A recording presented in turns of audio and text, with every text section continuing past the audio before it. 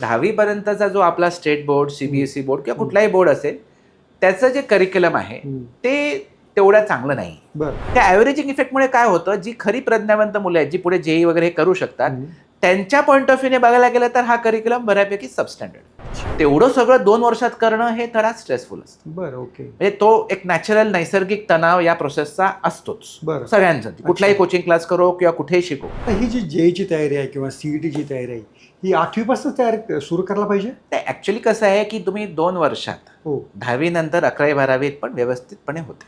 बरं. फक्त काय होतं, 10वी पर्यंतचा जो आपला स्टेट बोर्ड, सीबीएसई बोर्ड किंवा कुठलाही बोर्ड असेल, त्याचं जे करिक्युलम आहे ते तेवढं चांगलं नाही. बरं. ते खूप बऱ्यापैकी तुमचं सबस्टँडर्ड स्पष्ट आहे. मत आहे. स्पष्ट मत आहे. कारण त्याच्यामध्ये सरकारचा पण दोष नाही आहे. बरं. कारण ते नुसतं काही सायन्स करणाऱ्या विद्यार्थ्यांना शिकवत नाहीत ना. शाळेमध्ये मुलं जी सायन्स करणारी, कॉमर्स करणारी, आर्ट्स करणारी, डिप्लोमा करणारी सगळ्यांसाठी आहे ना तो करिक्युलम. बरोबर. मग तो असा हाय लेवल करिक्युलम ठेवूच शकत नाही. ओके. मग त्यांना तो थोडासा डायल्युटेडच ॲव्हरेज करावं लागतं. त्या ॲव्हरेजिंग इफेक्टमुळे काय होतं, जी खरी प्रज्ञावंत मुलं आहेत, जी पुढे जेई वगैरे हे करू शकतात, त्यांच्या पॉईंट ऑफ व्ह्यूने बघायला गेलं तर हा करिक्युलम बऱ्यापैकी सबस्टँडर्ड. अच्छा. मग काय होतं की तो बेस कच्चा असतो 10वी पर्यंत. मग त्यांना तो तिथून सुरू करून 2 वर्षात IITच्या लेवलपर्यंत त्यांना एवढे 110 चॅप्टर्सचा अभ्यास शिकवून प्रॉब्लेम सॉल्व्हिंग अबिलिटीवरती प्रभुत्व मिळवून टाइम प्रेशर, म्हणजे परीक्षेचं पण एक वेगळं प्रेशर असतं. म्हणजे घरी बसून मी प्रॉब्लेम सॉल्व्ह करू शकतो, पण परीक्षेत मी ब्लँक होतो. ओके. टाइम प्रेशर असंही होतं. त्यामुळे परीक्षेसाठी वेगळं त्यांना एक ट्रेनिंग द्यावं लागतं. अच्छा. सो तेवढं सगळं 2 वर्षात करणं हे थोडा स्ट्रेसफुल असतं. बरं, ओके. म्हणजे तो एक नॅचरल नैसर्गिक तणाव या प्रोसेसचा असतोच बरं. सगळ्यांसाठी. कुठलाही कोचिंग क्लास करो किंवा कुठेही शिको.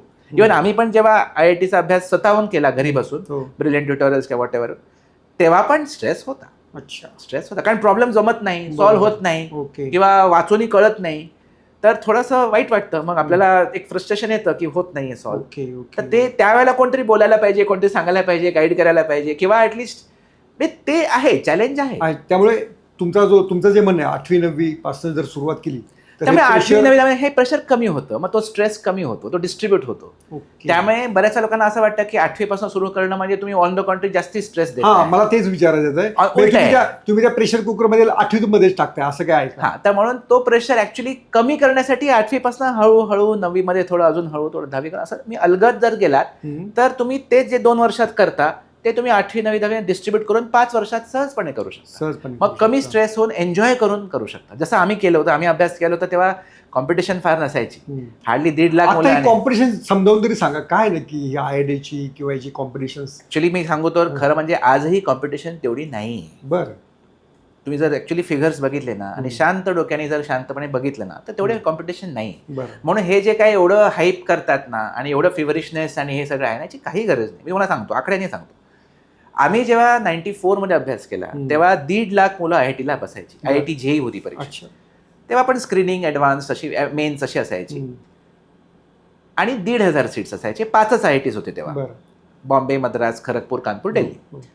आता किती आहेत? आता 23 IITs झाले. टोटल सीट 17,000 झाले.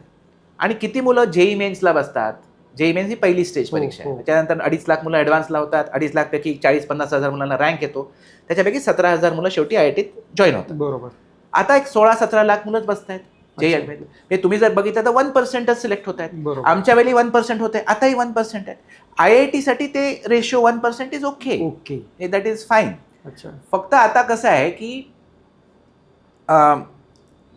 तुम्ही जर जेई मेन्सची एक्झाम बघितली, ही परीक्षा 300 मार्काची आहे.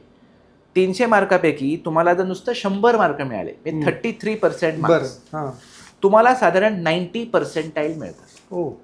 जे 90% म्हणजे देशातल्या टॉप 10% मध्ये असण्यासाठी तुम्हाला फक्त 100 मार्क 300 पैकी जेई मेन्स मध्ये अपेक्षित आहेत. 33% मार्क किती अवघड आहे. सिन्सिअर विद्यार्थी ज्याला व्यवस्थितपणे कोचिंग मिळालेलं आहे त्याला 100 मार्क क्रॉस करणं बिलकुल अवघड नाही. त्यामुळे तसं बघायला गेलं तर कॉम्पिटिशन तशी नाही आहे. IITची परीक्षा जेई ॲडव्हान्स, त्याच्यामध्ये तुम्ही ती परीक्षाचं मार्क फिक्स नसतात. कधी 360, कधी थोडं जास्ती कमी असं असतं.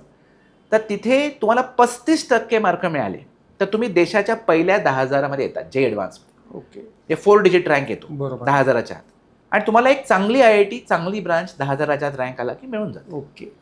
सो तसं 35% मार्क मिळायचे, हे काय तुम्हाला खूप नाही मिळवायचे. बरोबर. तर तसं बघायला लागलं तर 35% मध्ये जर मार्क आपल्याला म्हणजे IIT मध्ये चांगल्या IIT मध्ये ब्रांच मिळत असेल तर how can you say competition खूप आहे? ओके. नाही.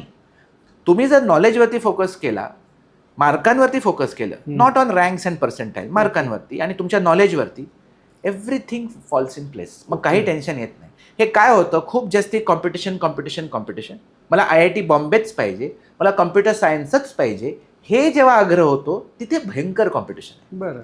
आणि कम्प्युटर सायन्स हा असा विषय आहे जो तुम्ही कम्प्युटर सायन्समध्ये ॲडमिशन न घेता शिकता येतो. बरं.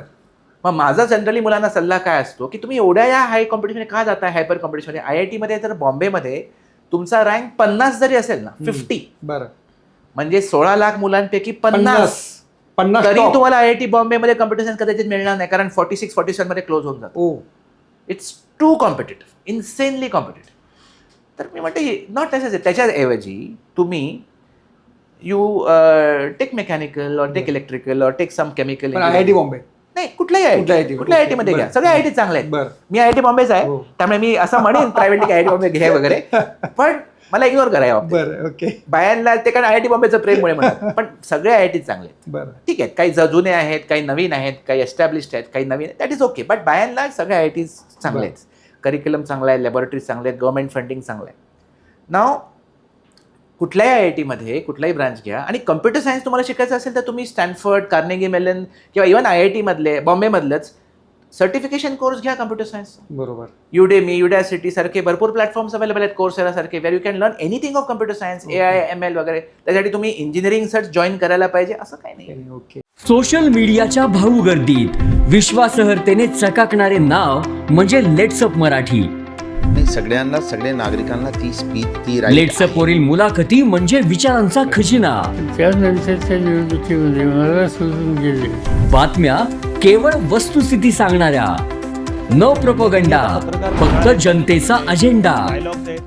क्योंकि आने वाला कल जाने वाला है, जाने वाला कल आने वाला है. राजकारण, मनोरंजन असो की क्रीडा क्षेत्र, महाराष्ट्राची स्पंदने संवेदनशीलतेने टिपणारे माध्यम म्हणजे लेट्सअप मराठी.